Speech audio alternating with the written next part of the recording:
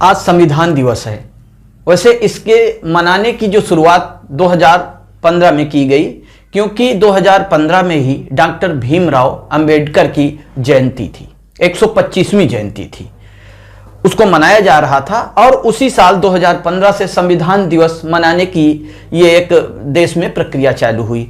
आज संविधान पे बात करने के लिए हमारे स्टूडियो में हमारे मेहमान हैं शैलेंद्र कुमार जी, जो असिस्टेंट प्रोफेसर महिला महाविद्यालय कन्नौज हैं। शैलेंद्र जी, आपका हमारे स्टूडियो में बहुत बहुत स्वागत है। धन्यवाद आपका। आज संविधान दिवस है जी।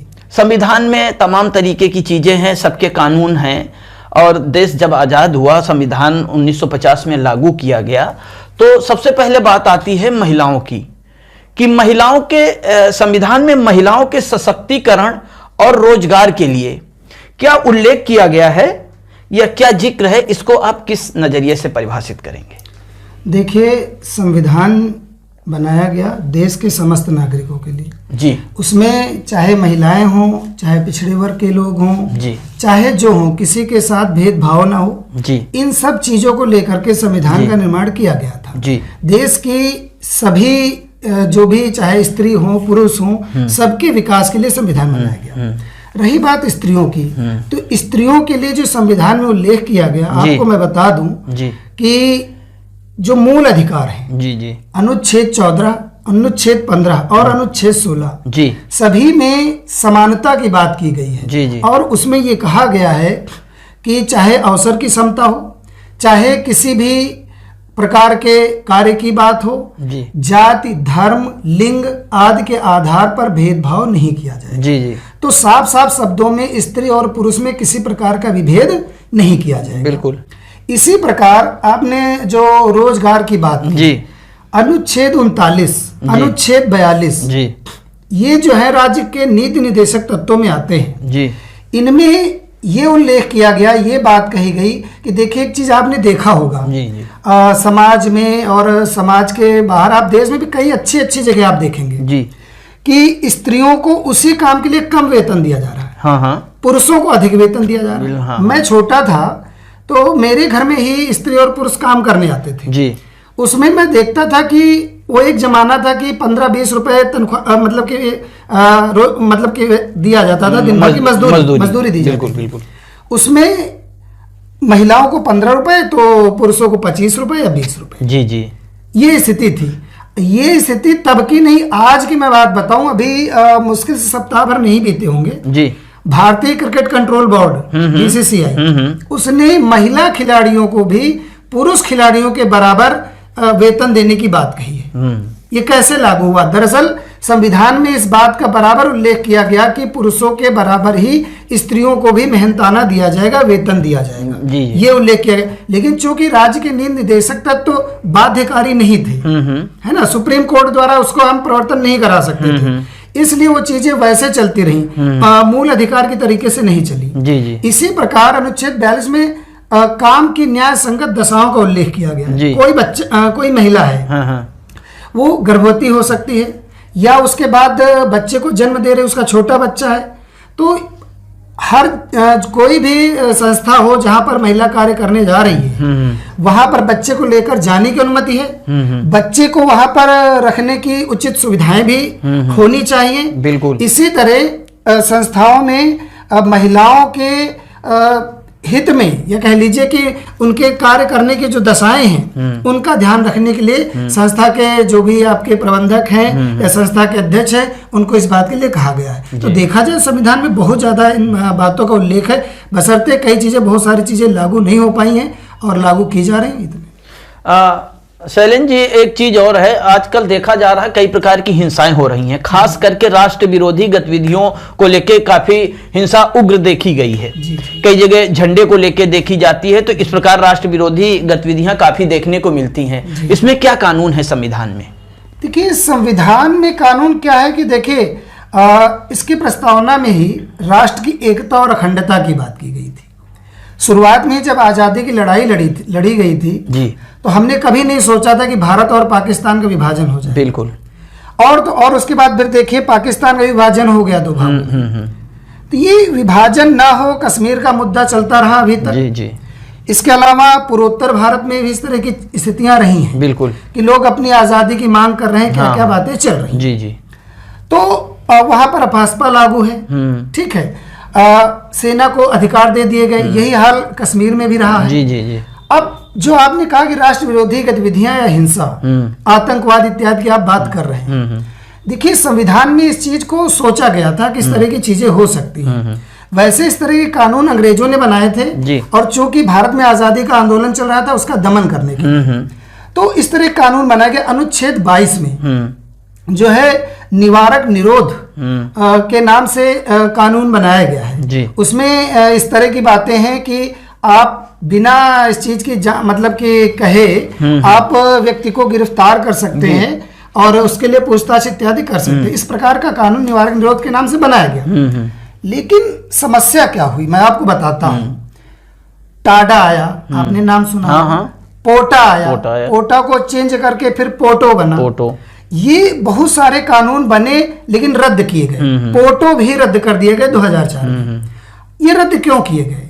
दरअसल होता क्या है कि हमारे राजनीतिक दल या जो राजनेता लोग हैं अपनी रोटियां सेकने के लिए सरकार या वोट के लिए, सत्ता के लिए इन चीजों का बड़ा दुरुपयोग करते रहे। राष्ट्र विरोधी गतिविधियों के नाम पर उसका दुरुपयोग करते रहे। यही कारण रहा कि टाडा भी रद्द हुआ, पोटो भी रद्द हुआ, अंत में मतलब पोटा भी रद्द हुआ और पोटो भी रद्द हुआ। तो होता क्या है कि अपने हित में इसका इस्तेमाल करना शुरू कर देते हैं। विरोधी पार्टियों को उठा करके जेल में डाल देते हैं। आप देखिए, चाहे वो इमरजेंसी का कानून रहा है ना, जब इमरजेंसी लागू की गई थी इंदिरा गांधी के समय, तो वो जो विरोधी पार्टियां रहे, भारतीय जनता पार्टी, उनके सदस्यों को उठा उठा करके जेल में ठूसने लगे। और आज की भी स्थिति बहुत बदली नहीं है। इमरजेंसी लागू भले ना हो, लेकिन आप देखिए कि उत्तर प्रदेश में भी, और आपने सुना होगा कि बुलडोजर चला देना, या जो है कहने का मतलब कि गिरफ्तार कर लेना, राजद्रोह का मुकदमा, इस तरह की बातें बहुत चल रही हैं, बहुत ज्यादा। तो इसके पीछे वही चीज होती है कि हम विरोधी पार्टियों को कहीं ना कहीं शांत रखना चाहते हैं। इसी कारण इन कानूनों का विरोध भी किया जा रहा है। जी जी। तो ये दोनों तरह की स्थितियां हैं। तो ये चीजें हैं जी। अच्छा, इमरजेंसी के दौरान संविधान की धज्जियां उड़ाई गई जी, और मतलब बहुत देखा गया कि संविधान का पालन ही नहीं किया गया। इस बारे में क्या कहेंगे, क्या राय है आपकी? अभी हमने इमरजेंसी की बात ही की। जी जी जी, उसी से हम उसी पे आ गए। जी जी जी। देखिए, आपातकाल भी संविधान की एक व्यवस्था है। अनुच्छेद 352 जी, 356 और 360 है ना। तो जो 352 है वो देश में आपातकाल का प्रावधान करता है। 356 राज्यों में, जब राज्यपाल शासन सुना होगा आपने, उसका प्रावधान करता है। 360 में अगर आर्थिक स्थिति खराब होती है तो। आप बात कर रहे हैं 352 की। आपातकाल जब इंदिरा गांधी माननीय प्रधानमंत्री ने ऐसे लागू किया था, और आपने कहा कि संविधान की धज्जियां उड़ाई गई। निश्चित तौर पर लगता है कि संविधान आखिर बनाया क्यों गया था। जब आप संविधान को ताक पर रख करके अपनी तानाशाही चलाएंगे तो सीधी बात है कि संविधान की धज्जियां तो उड़नी तय है। लगभग यही चीजें की गई। जी जी। विरोधी पार्टी के व्यक्तियों को उठाकर जेलों में ठूस दिया गया था। ये बहुत सारी चीजें हुई, लेकिन मैं आपको याद दिलाऊं कि ये 1975 की बात है।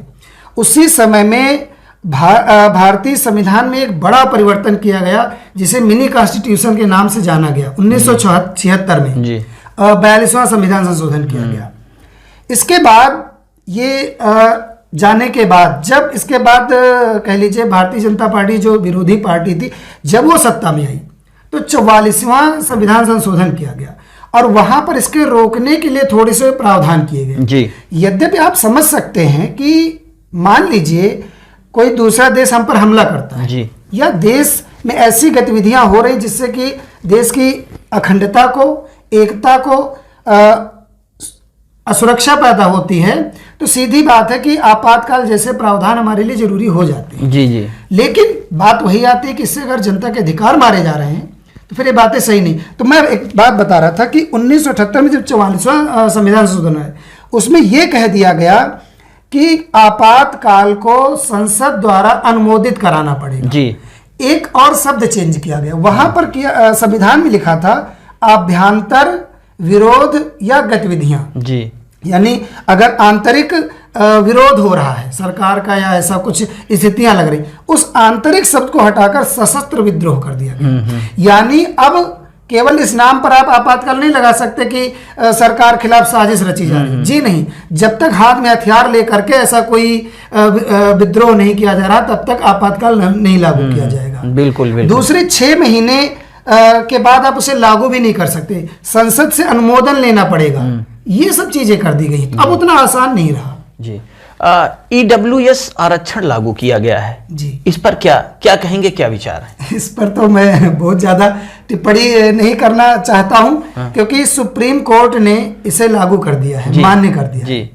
5 सदस्यों की खंडपीठ थी, चीफ जस्टिस स्वयं थे, जस्टिस ललित थे और दिनेश महेश्वरी थे, रविंद्र भट्ट थे, तो पादरीवाला थे, इनकी खंडपीठ थी और इन लोगों ने EWS को सही करार दे दिया।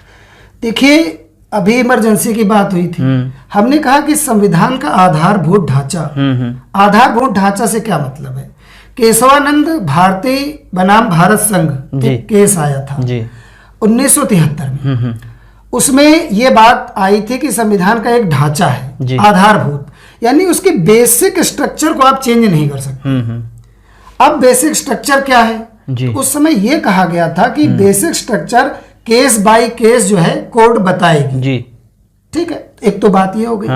लेकिन संविधान की प्रस्तावना जी उसका मूल है, एक तरीके से देखा जाए तो हम कह सकते हैं वो आधारभूत ढांचा का काम करता है जी।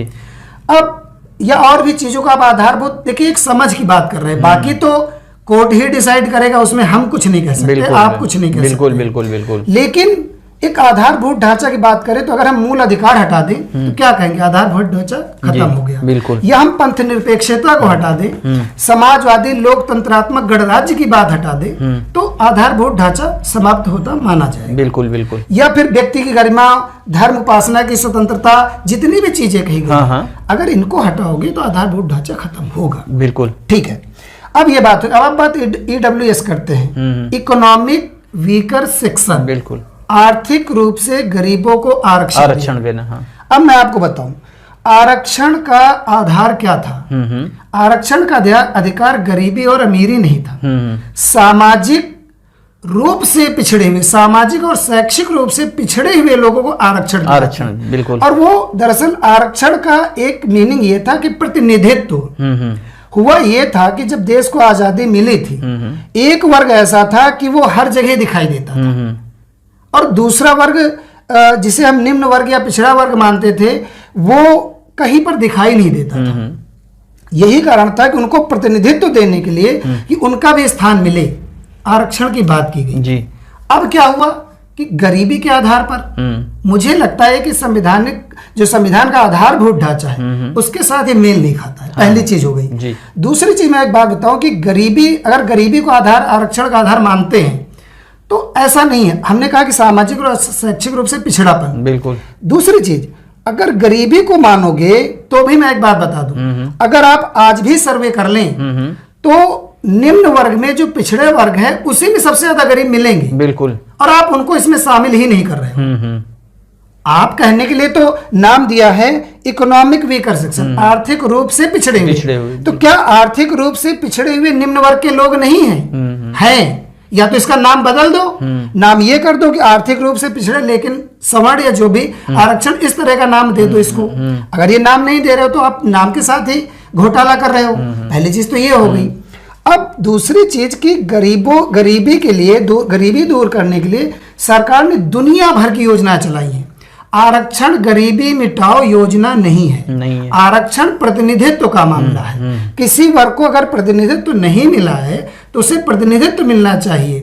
इसलिए कभी किसी का अपमान, किसी पर अत्याचार इस बेस पर आपने कम ही देखा होगा कि वो गरीब है। इस आधार पर आपने अधिक देखोगे कि समाज में निम्न जात का है, कितना भी ऊंची पोस्ट पर पहुंच जाए, कुछ भी हो जाए, लोग उसको गाली दे देते हैं। तो इस तरह की चीजें जो है, तो थोड़ा सा मुझे लगता है, मैं बहुत ज्यादा। अच्छा, एक चीज और मैं बताता हूं, ये भी कहा गया था कि 50% जो आरक्षण का क्राइटेरिया है उसे हम डिस्टर्ब नहीं करेंगे। ये बात कही गई थी कि 50% से ज्यादा हम आरक्षण को नहीं बढ़ाएंगे। लेकिन 50% तो पहले से ही है, 10% आपने और दे दिया, तो आरक्षण का दायरा 60% हो गया। आपने उस कानून के उसको भी तोड़ दिया। अब देखा जाए तो जो सामान्य पद रह गए वो केवल 40% रह गए। तो इस तरीके से भी ये कहीं से सही नहीं लगता। ये मेरी व्यक्तिगत राय है। जी। मैंने पहले ही कहा कि मैंने ये भी कहा कि आधारभूत ढांचा खिलाफ है, संविधान के खिलाफ है। लेकिन मैं फिर से ये बात कहना चाहूंगा कि सुप्रीम कोर्ट इसको डिसाइड करती है, मैं डिसाइड नहीं कर रहा हूं, और उसने इसे मान्यता दे दी। जी। अच्छा, एक चीज और है, सुप्रीम कोर्ट ने, क्योंकि संविधान के अंतर्गत ही आता है कि सुप्रीम कोर्ट ने एक बात काफी दिन पहले से कही और लागू करने की भी बात कही कि समान काम और समान वेतन। जी। तो इससे क्या है कि गवर्नमेंट सेक्टर में जो परमानेंट जॉब वाले हैं उनको तो अच्छी सैलरी मिले, लेकिन काम वही कर रहे हैं, संविदा कर्मी जैसे हो गए या अन्य आउटसोर्सिंग के, लेकिन उनको वेतन उसका 1/4 मिलता है। तो ये जो कहा गया कि समान वेतन और समान काम, तो इसको किस नजरिए से परिभाषित करेंगे? थोड़ा सा आपने बड़ा ही अच्छा प्रश्न पूछा है। मैं बताऊं, मतलब कह लीजिए ना कि एक नया प्रश्न आपने पूछा। जी जी जी। बात केवल इतनी ही नहीं है। अभी मैं आरक्षण की बात कर रहा था, पता नहीं इतनी हाय तौबा आरक्षण को मिला करके हर वर्ग मचाता है। जी। सच्चाई ये है कि सरकारी नौकरियां ना के बराबर हो गई। बिल्कुल बिल्कुल। हर चीज में पद कम किए जा रहे हैं, प्राइवेटाइजेशन हो रहा है, निजीकरण हर जगह हो रहा है। सही है। देखा जाए तो आरक्षण के लिए भले मारामारी लोग कर रहे हैं, लेकिन सच पूछो तो आरक्षण का कोई बहुत ज्यादा मूल्य बचता भी नहीं, क्योंकि नौकरियां ही नहीं बची। जी जी जी। है ना। अब देखिए, जो आपने पूछा कि निजी संस्थानों में, निजी सेक्टर में क्या हो रहा है, प्राइवेट सेक्टर में काम वही कर रहे हैं, वेतन कम। बल्कि मैं आपको बताऊं, सरकारी संस्थानों में हो सकता है आपको लगता हो कि थोड़ा सा आराम मिल जाता है, और प्राइवेट में तो कहते हैं खून चूस लेते हैं। जी जी। उसके बावजूद वेतन की स्थिति ये है। अब संविधान में तो ऐसी कोई व्यवस्था फिलहाल है नहीं। जी। ठीक है, लेकिन मुझे लगता है कि संविधान में इसका प्रावधान होना चाहिए, संविधान में एक संशोधन लाना चाहिए, और आरक्षण को भी प्राइवेट सेक्टर में लागू करना चाहिए, और ये वेतन वाला मामला भी प्राइवेट सेक्टर में लागू करना चाहिए। जी। क्योंकि अगर आप मुनाफा तो कमा रहे हो, आप देखिए कि जो प्राइवेट सेक्टर है, सरकार को वो कितना डोनेशन देते, क्या क्या करते, कई बार सरकार उनका मुंह ताकती है। PPP लाया गया है ना, बिल्कुल, प्राइवेट पब्लिक पार्टनरशिप की बात की, बिल्कुल बिल्कुल, है ना। अब आप देखिए कि अंबानी, अडानी, कितने बड़े बड़े नाम, और मैं अभी आपने सुना उनका एलोन मस्क, है ना, जो स्पेस एक्स, मतलब सरकार के बराबर आकर के खड़े हो गए। उनकी जो इकोनॉमी, उनका जो कह लीजिए कि राजस्व है, वो कई कई देशों के राजस्व से अधिक हो जाता है प्राइवेट सेक्टर में। बिल्कुल। इसके बावजूद अगर आप अपने कर्मचारियों को वेतन नहीं दे रहे हैं तो फिर ये सही नहीं है। हाँ। तो मुझे लगता है इसका उल्लेख होना चाहिए, इस पर कुछ कानून बनना चाहिए। चलिए, बहुत ही अच्छी जानकारी भी आपने दी, और संविधान से संबंधित चीज़ों को आपने बताया भी कि किस प्रकार से संविधान बना हुआ और कैसे इसको काम भी करना चाहिए। आप हमारे स्टूडियो में आए, इसके लिए बहुत बहुत धन्यवाद। जी, आपका भी बहुत बहुत धन्यवाद कि आपने बोलने का अवसर दिया। धन्यवाद।